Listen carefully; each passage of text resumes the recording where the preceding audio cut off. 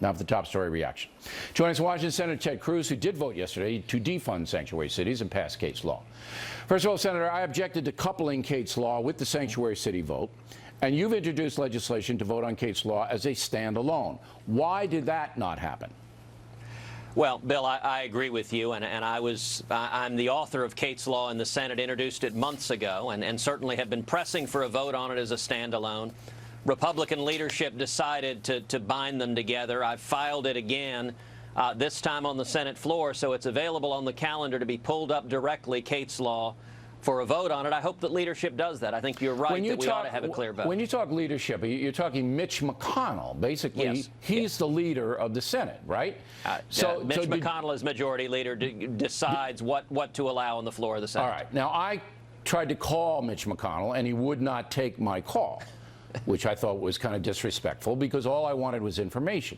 And I have a very simple question.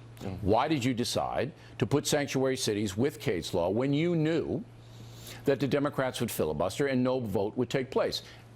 Everyone knew that, correct, Senator? Everyone knew there wasn't going to be a vote, right? I think everyone knew that was the likely outcome. So why would Senator McConnell do that? For what reason? Well, as I explained yesterday on the Senate floor, there was value to having a vote yesterday to get people on record, but it was likely to be just a show vote because the Democrats would block it. And if we're going to get this passed into law, the only way I believe to do so is to attach it to must-pass legislation. And that's what I urged Republican leadership to do. People don't know what must-pass legislation is. What is that?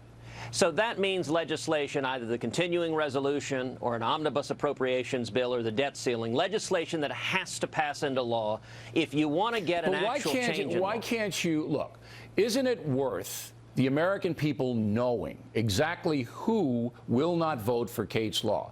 Just that law. See, sanctuary cities is a bigger deal, and the liberals can hide behind all kinds of theory. But Kate's Law isn't. It's, are you going to protect the American people from aggravated felons who come back after being deported or not? Yes or no?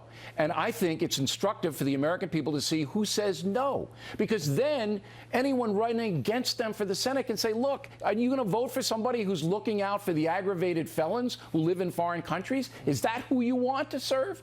That really, really puts pressure on the other side, does it not? Bill, I think you're exactly right. And so I have been pressing for months for a standalone vote on Kate's Law, which is my bill. And let me say thank you for all of the leadership you have provided. That's okay, because I'm not doing it for any other reason but for Kate Steinle's family. And they're coming up right behind you. And that's the reason. And I'm doing it because it's the right thing, but primarily because I promised them.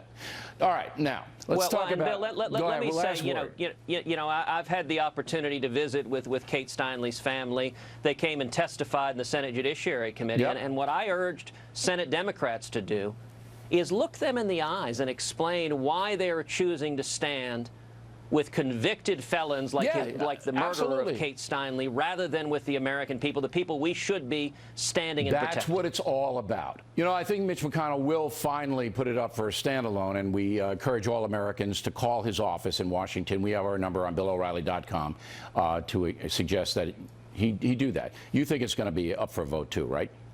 I certainly hope so, and I think the most effective way to make that happen is for the American people to hold our politicians accountable. Absolutely.